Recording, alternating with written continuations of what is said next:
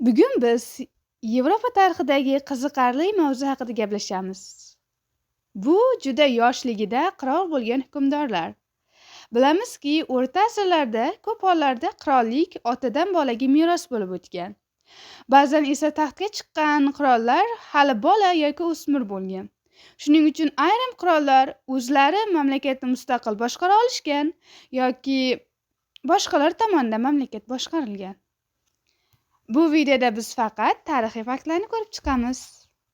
Va bu video ikki qismga bo'lingan. Birinchi qismda o'zlari mustaqil hukmronlik qila olgan yosh qirollar va ikkinchi qismida boshqalar tomonidan yordam olganlar yoxud boshqalar mamlakatni boshqargan. Demak, birinchi qism o'zlari mustaqil hukmronlik qilgan yosh qirollar. Louis IX Fransiya qiroli. Louis IX 1214-yil 25-aprelda tavallud topgan va 1226-yil 8-noyabrda 12 yoshida otasi Louis VIII ning vafotidan so'ng taxtga chiqqan. Dastlab mamlakatni uni onasi boshqargan. Keyinchalik Louis IX mustaqil ravishda hukmronlik qilgan. U davlat ishlarini tartibga solishga harakat qilgan va Fransiya qirolligini kuchaytirgan. Uning asosiy ishlari sud tizimini yaxshilash va markaziy boshqaruvni mustahkamlash edi. Louis IX 1270-yil 25-avgustda kasallik tufayli vafot etgan. Balvin IV Qudus qirolligi. U 1161-yilda tavallud topgan, aynan tavallud topgan sanasi aniq emas. Va 1174-yil 13 yoshida otasi Amarikning vafotidan so'ng qirol bo'lgan. Balvin IV yosh bo'lishiga qaramasdan harbiy va siyosiy qarorlarni o'zi qabul qilgan. U 1177-yilda Mangisar jangida g'alaba qozongan va u 1185-yil taxminan 24 yoshida kasallikdan vafot etgan. Alfonso VIII Kastiliya qiroli. Alfonso VIII 1155-yil 11-noyabrda tavallud topgan va 1158-yil 21-avgustda taxminan 2 yoki 3 yosh bo'lganda otasi Sancho IIIning vafotidan so'ng taxtga chiqqan. U 2 yoki 3 yosh bo'lganligi tufayli mamlakatni zodagonlar boshqargan, ammo keyinchalik Alfonso VIII to'liq mustaqil hukmronlik qilgan.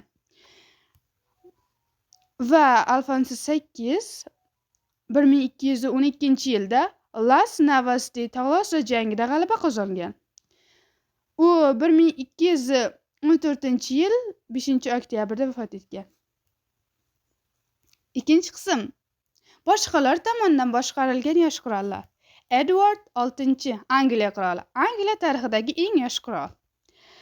U 1537-yil 12-oktyabrda tavallud topgan va 1547-yil 28-yanvarda otasi Henry VIII ning vafotidan so'ng atiga 9 yoshda Angliya qiroli bo'lgan.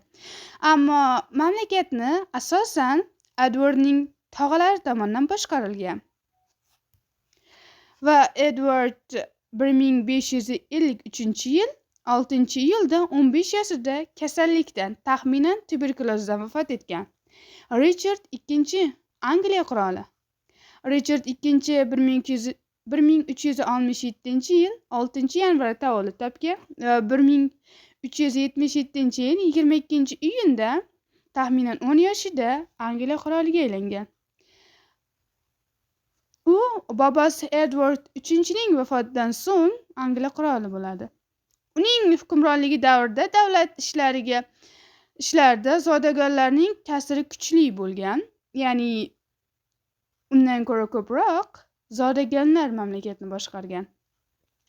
Va keyinchalik Richard II taxtdan ag'dariladi va 1400-yil qamoqda vafot etadi. Xulosa qilib aytganda, yoshligida qirol bo'lish har doim ham oson bo'lmagan. Ba'zi hukmdorlar mustaqil hukmronlikni qo'lga olishgan, ba'zilar esa boshqa kuchli zodagonlar tomonidan boshqarilgan, ya'ni monopolizatsiya qilingan.